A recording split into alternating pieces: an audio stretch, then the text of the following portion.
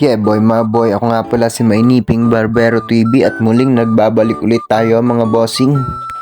At big shoutout sa'yo, Edmar Angkana. Mabuhay ka bossing. At shoutout din po kay Lil Crylan Dicho. Mga bossing, kung sino mga gustong magpatato dyan, PM nyo lang ako. Ito ay isang malupit na artist, talaga naman napakagwapo din. At ang first client natin mga bossing ay si tatay. Ang gupit niya dyan ay mataas na barbers.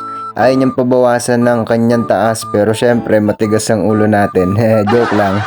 Pero sinabihan naman ako ng anak ni tatay na bawasan ko kahit konti. At kinauna nga pala siya. At ito naman mga bossing, isa nating napakagwapong kliyente.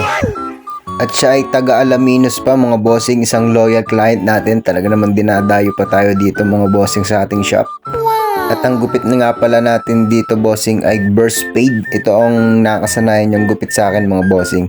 At yan, naka-fade na nga itong kabila at yung kabila naman ng pinay-fade ko mga bossing. Yan, no? Kitang-kita na't may forma ang ating gupit mga bossing. Talaga namang napakalinis ng dahil natin burst fade dito. At yan, pinagpagan ko na mga bossing. At ito naman ang ating third client. Barbers din ang gupit nito mga bossing. Mataas siya na barbers. At nagkakakwentuhan na nga kami dyan mga bossing ng tungkol naman sa business. At syempre mga bossing, pag makwento ang ating client, syempre di magpapatalo ang kwentong barbero. At dito na nagtatapos ang ating video mga bossing. At bago matapos ang ating video na to mga bossing, huwag niyong kakalimutan mag-like, share, follow dito sa aming Facebook page. Thank you for watching.